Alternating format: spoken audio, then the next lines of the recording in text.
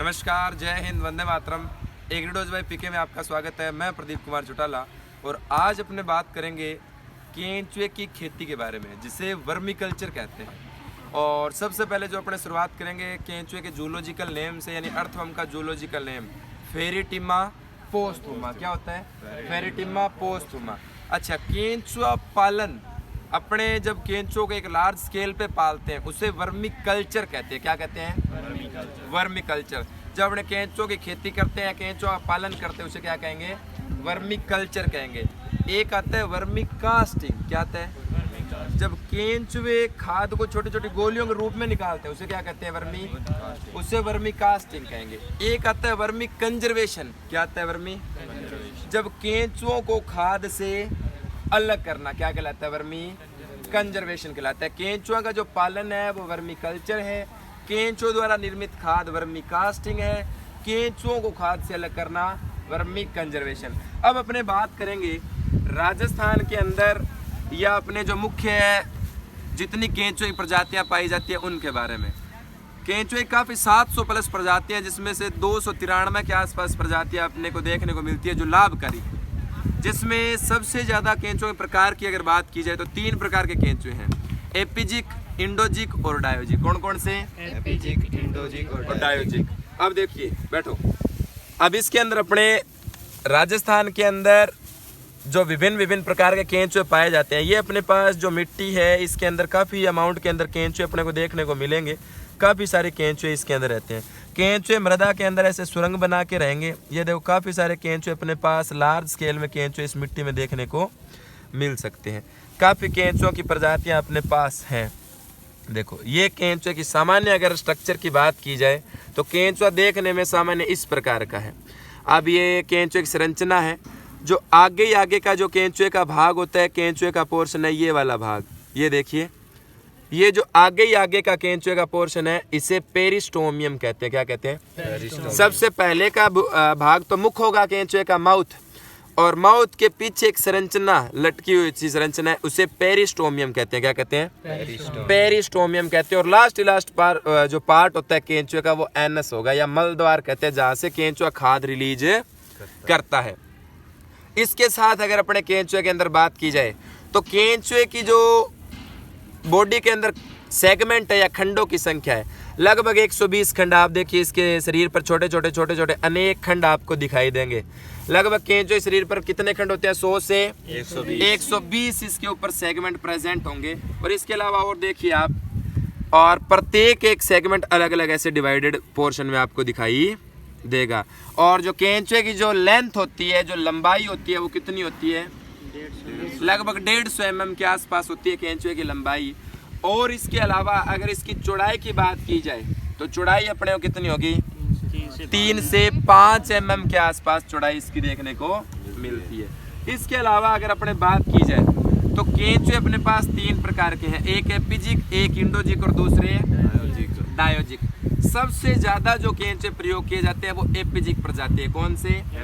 एपिजिक प्रजाति के केंचुए होते हैं जो सर्वाधिक कंपोस्ट बनाने में, वर्मी कंपोस्ट बनाने में अपना योगदान देते हैं। एपिजिक प्रजाति के केंचुए की क्या खासियत होती है वो देखिए आप। एपिजिक प्रजाति के जो अपने पास केंचुए हैं उन केंचुओं में अपने को क्या देखने को मिलेगा? देखिए, जो केंचुए होंगे एपिजिक प्रजाति के, उन एपिजिक प्रजाति केंचुए में आपको यहाँ छल्ला देखने को मिलेगा। गर्दन के पास एक छोटा सा छल्ला दिखाई देगा, वो एपिजिक प्रजाति के अंदर ये है।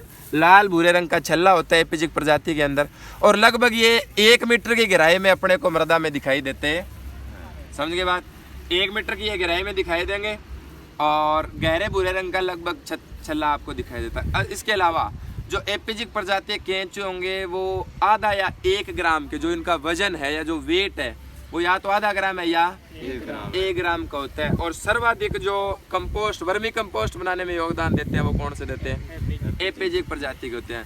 लगभग 120 सेगमेंट या 120 खंड होते हैं। छोटी छोटी खाद ऐसी गोलियों के रूप में ये खाद की फॉर्मेशन करते हैं। आप देखिए, जो वर्मी कंपोस्ट बनती है, ये वर्मी कंपोस्ट इस प्रकार की छोटी छोटी समान गोलिकाओं के रूप में ये खाद को बाहर निकालते हैं अपने शरीर से जब उत्सर्जित पदार्थ के रूप में, तब ऐसी छोटी छोटी खादों के रूप में अपशिष्ट पदार्थों को इन गोलिकाओं के रूप में निकालते हैं। इसे अपने वर्मी कंपोस्ट कहते हैं। क्या कहते हैं? Vermi compost. अब जब अपने इन केंचुओं को इस वर्मी कंपोस्ट से केंचुओं दोनों को अपने अलग कर दिया, इसे वर्मी कंजर्वेशन कहेंगे। क्या कहेंगे?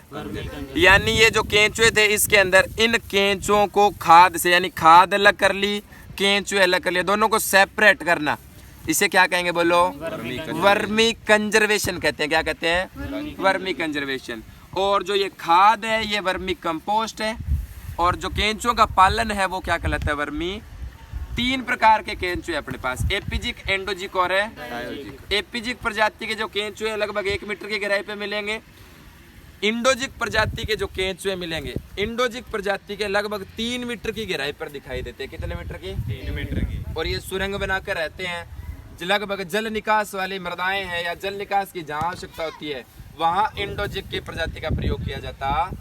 ये तो होगी सामान्य बात। अब आते हैं राजस्थान के अंदर। राजस्थान के अंदर काफ़ी सारी केंचुए की प्रजातियां हैं जो प्रयोग की जाती है, जैसे आइसिनिया फोइटिडा, यूड्रिलस यूजिनी, है ना, फेरिटिमा इलोनगेटा। ये जो केंचुए की प्रजातियां हैं जो सबसे ज़्यादा प्रयोग की जाती है। और सबसे बेहतरीन टाइप की जो वर्मी कंपोस्ट बनाने का काम किया जाता है वो इन्हीं केंचुओं के द्वारा किया जाता है। तो सामान्य परिचय था यह केंचुओं का, यानी अर्थवर्म के बारे में अपने पढ़ा, जूलॉजिकल नेम फेरिटिमा पोस्थुमा, और vermi culture, vermi casting, vermi compost, यानी जो केंचुए खाद बनाएंगे उन्हें वर्मी कंपोस्ट कहेंगे। छोटी छोटी गोलिकाएं होंगे वर्मी कास्ट है। खाद और केंचुए अलग करना वर्मी कंजर्वेशन होगा।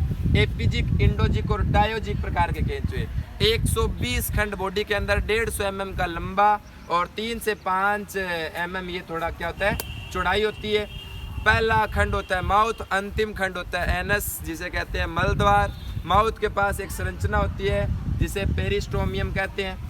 इसके अलावा 14वां, 15वां और 16वां खंड केंचुए के अंदर ये तीनों मिलकर एक संरचना बनाते हैं जिसे क्या कहते हैं? क्लाइटेलम कहते हैं। क्या कहते हैं? क्लाइटेलम की ग्रंथियां एक रस का स्राव करती है जो कोकून की सुरक्षा में हेल्प करती है। जो कोकून है उनकी सुरक्षा में क्लाइटेलम का योगदान होता है। केंचुए के अंदर जो जनन छिद्र होंगे वो 14वें और 18वें खंड पे पाए जाते हैं।